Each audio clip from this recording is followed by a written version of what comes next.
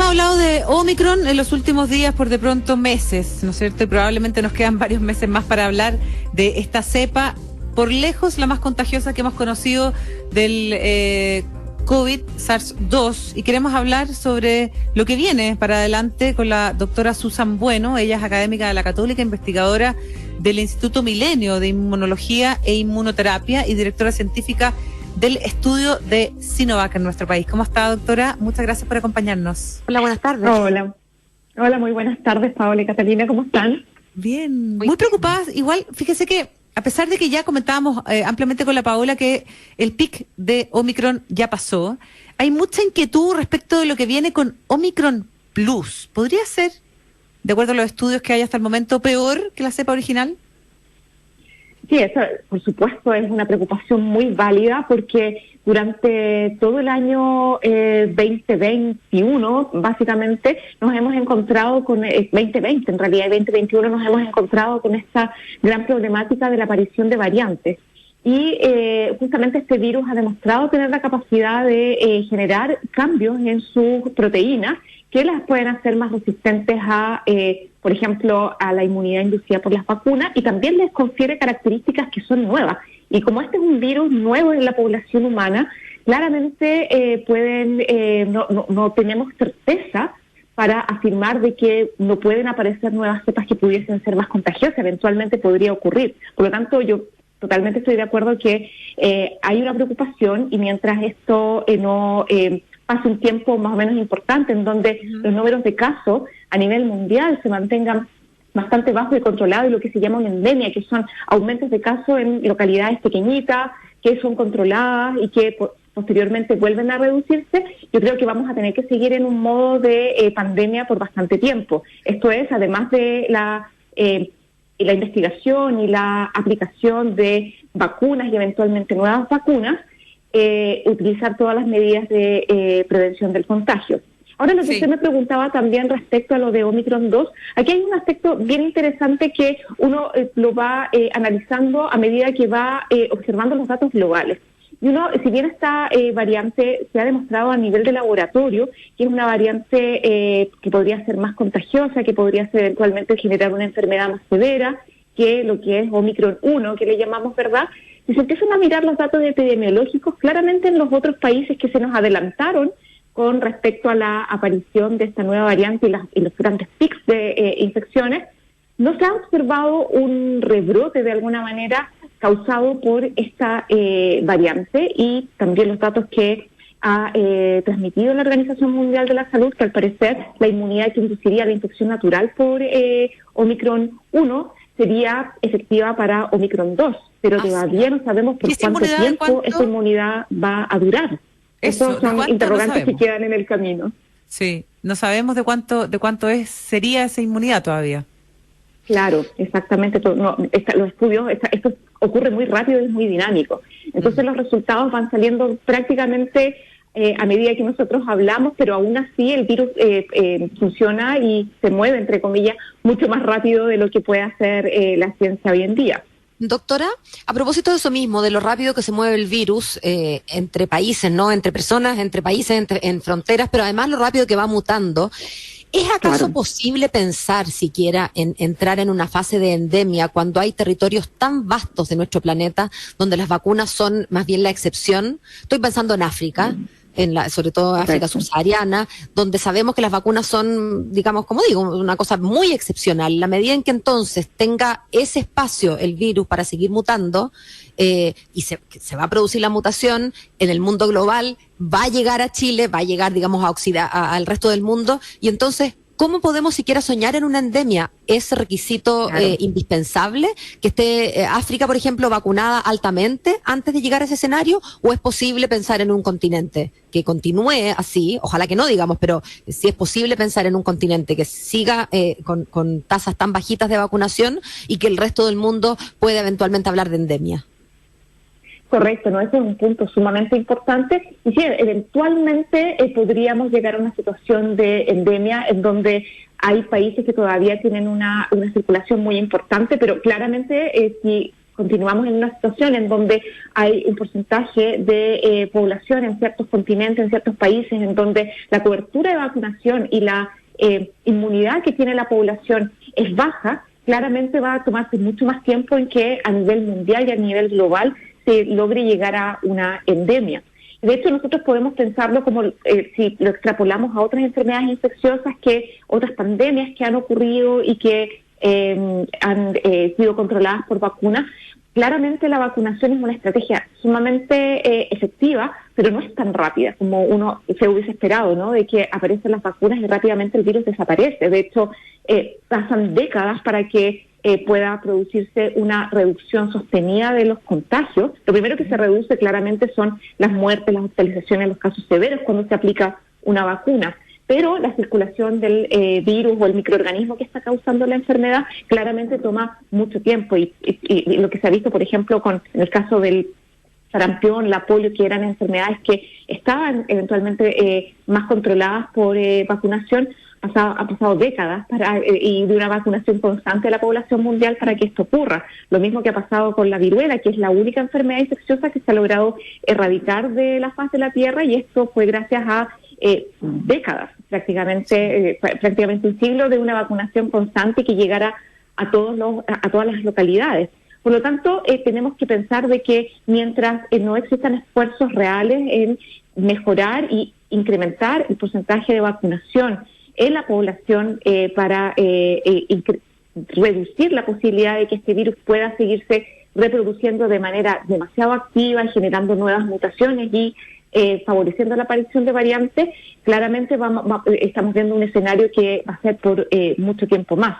Sí. Por eso es tan importante el llamado que se hace a nivel de todas las entidades mundiales de salud de que aunar los esfuerzos para que estas vacunas puedan ser accesibles y en altas cantidades a aquellos países en donde aún no han llegado. Doctora Susana Bueno, académica de la Universidad Católica, investigadora del Instituto Milenio de Inmunología e Inmunoterapia, el vacunarse cada 6 meses, cada 4 meses, cada 6 meses, lo que está ocurriendo ahora, no sé, 4, 5, 6 veces, ¿podría eventualmente tener un riesgo para algunas personas con patologías anteriores? Yo creo que eso también son investigaciones que se tienen que llevar incluso porque estamos en una situación realmente nueva del punto de vista de salud, porque en general las aplicaciones de vacuna son aplicaciones que lo que estamos, digamos, prácticamente acostumbrados, ¿verdad? De vacunas que sí. Las más frecuentes podrían ser una vez al año, que es la vacuna de influenza. Y si tomamos ese ejemplo de vacunas de influenza que se aplican de manera más frecuente, si uno ve los datos globales, en términos de efectos adversos de estas vacunas que se han probado en billones de personas que son seguras, obviamente aparecen personas que son más susceptibles a los potenciales efectos adversos que pudiesen tener estas vacunas, pero lejos son un porcentaje bastante bajo. En términos, en general, los efectos adversos de las vacunas se pueden asociar a la respuesta inmune, la reactogenicidad, por ejemplo, que se llama, que es la inflamación, por ejemplo, del sitio de inyección, otro tipo para algunas vacunas, por ejemplo, en el caso de COVID, que se ha visto que están asociadas con trombos, por ejemplo, y eso eventualmente no sabemos si se aumenta el número de vacunaciones, aumenta la probabilidad de que personas que no hayan presentado inicialmente algunos de estos... ¿Existe un riesgo? O sea, básicamente no se puede en este minuto anticipar un riesgo. Lo que sí sabemos que a nivel poblacional de billones de vacunas que se han aplicado, para algunas vacunas se han registrado efectos adversos que son obviamente en un porcentaje muy menor, pero no podemos saber si en el futuro con una aplicación continua, digamos, de estas vacunas van a aparecer otros efectos adversos y eso se tiene que seguir evaluando. Lo más importante, yo creo, justamente que frente a una situación que estamos actualmente de pandemia, en donde de alguna manera estamos no previniendo la enfermedad, sino que la estamos de alguna manera tratando en el minuto de que está ocurriendo. Yo siempre lo digo de esta manera, como de un punto de vista como más figurativo para que podamos entender. En general, cuando nosotros tenemos una casa, por ejemplo, nosotros tomamos todas las medidas posibles para evitar que ocurra un incendio, ¿verdad? Y podemos poner cortafuegos, podemos hacer algunos arreglos, poner algunos tipos de materiales particulares en nuestras casas, pero esto ocurre antes de que se produzca, ¿verdad?, el incendio. Y cuando ocurre el incendio, claramente ahí las medidas de prevención son un poquito más difíciles de que las podamos aplicar en ese minuto para que se resuelva. Nosotros actualmente estamos en una situación en donde estamos tratando de prevenir algo que ya está en la población y por lo tanto es tan importante de que estas medidas que no hemos visto antes de vacunaciones tan seguidas, por ejemplo, sumando con la aparición de nuevas variantes, esté ocurriendo y claramente son efectos que tenemos que ir estudiando en el tiempo y que todos los países que aplican vacunas tienen que hacer un seguimiento muy estricto y muy cercano de los potenciales efectos adversos. Actualmente, lo que hemos visto en términos a nivel de, digamos, de historia pasada, ¿qué pasa, por ejemplo, con las vacunas que se aplican a niños, sobre todo en los primeros 15 años? En donde estamos aplicando varias vacunas al mismo tiempo, por un tiempo bien importante en términos de los primeros 15 años, que se aplican más de una vacuna más de una vez en un año, y vemos que esto no tiene efectos adversos que se puedan como identificar para la población en general. De hecho, han demostrado que tienen una seguridad muy importante. Y uno anticiparía de que esto sería un caso equivalente a lo que hemos visto para estas nuevas vacunas de COVID y también para lo que se ha visto de influenza, que son vacunas que se aplican año a año y que los números de efectos adversos que se han reportado en realidad son muy bajos. Pero mi comentario es que frente a vacunas nuevas tenemos que hacer un seguimiento que es muy importante, muy cercano para poder ir identificando si esto puede tener un efecto eventualmente a futuro.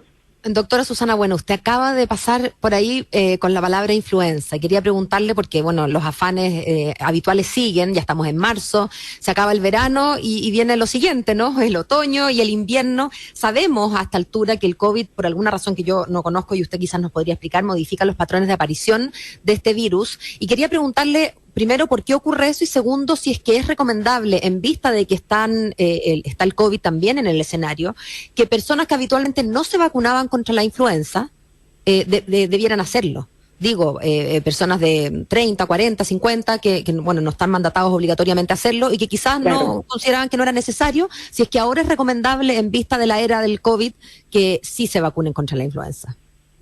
Claro, yo creo que ese es un punto también muy importante y tenemos que considerar lo siguiente, que cuando aparece un virus pandémico y toda la población es susceptible, el nivel de circulación de este virus que está por una parte de la población prácticamente copa, entre comillas, la posibilidad de infección de todas las personas que están digamos, siendo susceptibles a ser infectadas por un virus. Y por lo tanto, a nivel de identificación de esta enfermedad infecciosa, la mayoría de los casos que se logran identificar son aquellos que son causados por este virus pandémico, en este caso el coronavirus. Y por lo tanto, si uno va a ir a ver los reportes de qué era lo que se identificaba en términos de infección respiratoria, el 99% prácticamente es el coronavirus. Pero recordemos que si volvemos a la época prepandémica, siempre teníamos estos pics de brotes respiratorios en invierno, ¿verdad? Sí. Y uno de los aspectos que ha ocurrido, primero que todo, para que también explican básicamente por qué están circulando menos estos virus, primero es que las restricciones de movilidad, las cuarentenas que tuvimos en los últimos 2 años, claramente también restringen la posibilidad de que uno adquiera no solamente coronavirus, sino cualquier virus respiratorio. Los niños, telemáticamente, no estando en colegios o en lugares cerrados, la mayoría de las personas también un tiempo muy importante con un nivel de contacto con otras personas que también se redujo, también reduce la posibilidad de la infección de otros virus respiratorios. Y las mascarillas también son un elemento que no solamente previene la transmisión del coronavirus, sino que también la de otros virus respiratorios. Entonces, todos estos elementos han ido sumando a que la circulación y la detección que encontramos principalmente a nivel de la población es de coronavirus. Pero ahora que tenemos un nivel, primero que todo, de vacunación importante en la población de coronavirus, están iniciándose ya las clases nuevamente, están los niños volviendo al colegio, las restricciones de movilidad ya son mucho menores de los que teníamos en los últimos 2 años y yo creo que una de las principales medidas que tenemos ahora, además de la vacunación, es la mascarilla, ¿verdad? Y sí, posiblemente la reducción del distanciamiento físico, que yo también he ido viendo que se va cada vez, aplicando menos y menos. O sea, los aforos ya están siendo un poco más laxos, la interacción con las otras personas también ya está siendo más normal de lo que era anteriormente, y por lo tanto los otros virus respiratorios utilizan los mismos mecanismos y van a empezar a aparecer porque no han desaparecido. Entonces, ahí son dos aspectos muy importantes. Tenemos que seguir manteniendo las medidas de prevención del contagio para coronavirus porque nos apoya también para los otros virus respiratorios. Y ojo que, además de la influenza, que tiene vacunas, y coronavirus, para la mayoría de los otros virus respiratorios todavía no hay vacunas. Y la diferencia que podemos tener acá es que las personas que son más susceptibles para estos otros virus, como por ejemplo el virus sincicial, son los niños y los adultos mayores. Es por eso que estos son los grupos más, digamos, blancos de vacunación, por ejemplo, de la influenza, y no tanto las personas que están en edad media, pero es recomendable de todas maneras de que frente a infecciones que son prevenibles por vacunación, las personas se vacunen porque, nuevamente, no solamente se protege el individuo, sino que protege a su entorno. Bien. Doctora, muchísimas gracias por haber estado hoy día con nosotros. Siempre un gusto poder escucharla. La doctora Susan Buenos, académica de la Universidad Católica, investigadora del Instituto Milenio de Inmunología e Inmunoterapia y directora además científica del estudio de Sinovac en nuestro país. Que tenga un excelente fin de semana. Chao, chao, doctora. Bueno, muchísimas gracias por la invitación. Que estén muy bien. Hasta luego. Igualmente usted, que esté muy bien. Son las 12:50.